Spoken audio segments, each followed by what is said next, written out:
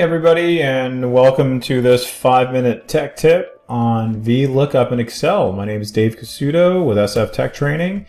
And what is VLOOKUP? VLOOKUP is basically us looking up data based off of a shared value between something you know and then something that exists elsewhere.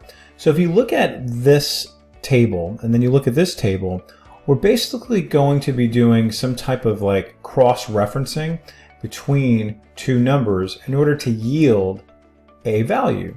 So you'll see here I have E007. I'm going to change that to E001, and notice how this changes to Malcolm. Right? Let me do one more. E009. That should change to Rita. So you can see that there's. Now, how is that actually happening? What's going on behind the scenes? So I'm going to click on this. And I want you to notice the formula. All right, I'm going to break this down for you, and then I'm going to go ahead and do it for you. I'm also going to teach you something called named ranges. I have a video on named ranges as well that you can check out if you want to learn more about that. So very simply, we have this little cheat sheet that appears down below to tell us what variables we need inside of that. So what is my lookup value? That is the shared value that we have between the two different tables. So this is the one that I know. It's the unique value. So I know that this is E009, but I don't know the rest of these. So I put this in, and I know that it exists in another table someplace. It doesn't have to be on the same sheet, so you can still look it up someplace else. And I know that E009, so it's going to go finding E009.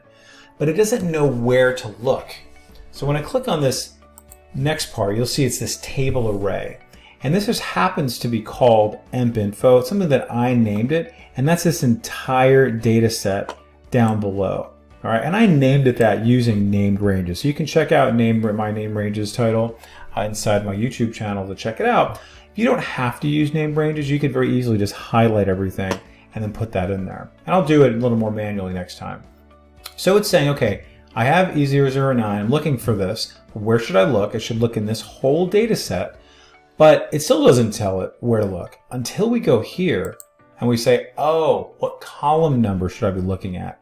So it knows 1, 2, second column over, what should I be looking for that matches with E009, and then it finds Rita Gregg.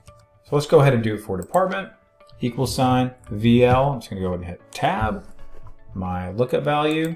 Okay, and I'm not typing out as E009, I'm just clicking on the A6 because that's going to change.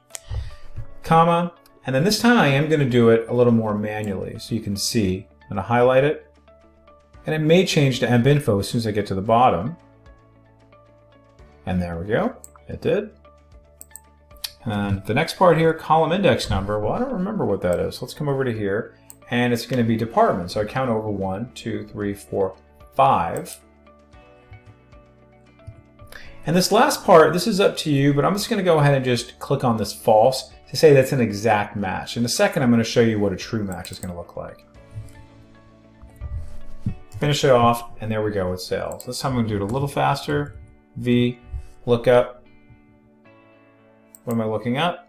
Well, this time I'm going to type out EmpInfo. There you go. Highlights the form. You can see the value of name ranges. Earnings is going to be 6 column. And I can actually leave out the false if I want to. And there you have it. I'm going to change this now to E001. And notice how all three of these change. It's like a little machine.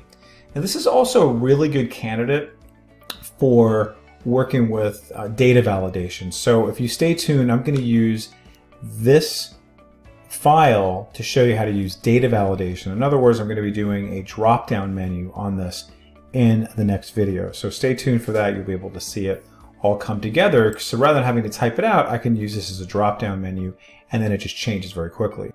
Let me now show you how the true part of VLOOKUP works. So I'm going to go over here to this VLOOKUP tab, and I want you to notice that this one has a VLOOKUP formula in it.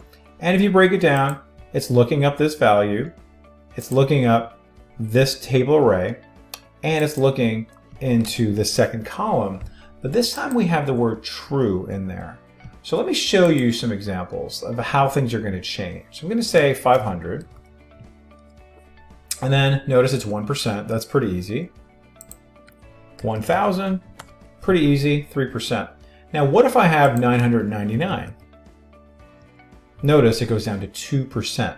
Okay, that's how VLOOKUP and the true part of the VLOOKUP works. Okay, it really wants you to kind of go to the next level higher. You're going to see another example is like with grades. Okay, grades are probably something we can all relate to, that it's like, okay, you really need to get, you know, a higher number to get to that next threshold, right? You need to get a 66 in order to get to that D. Okay, and you're going to see a few examples here as well. Okay, and notice this is a true. Okay, so these are a couple of ways that you can be using the true, and then false is just an exact match. All right, so try those out. At least you understand the syntax. Hopefully this was helpful. Okay, we went over a little over the 5 minutes, but you can see the syntax and hopefully the philosophy and concept behind it all. So let me know if you have any questions or requests. So come through my YouTube channel and also through my LinkedIn page, and find me at sftechtraining.com. You can email me through there, and we'll hope to see you with the next 5-minute tech tip. Thanks.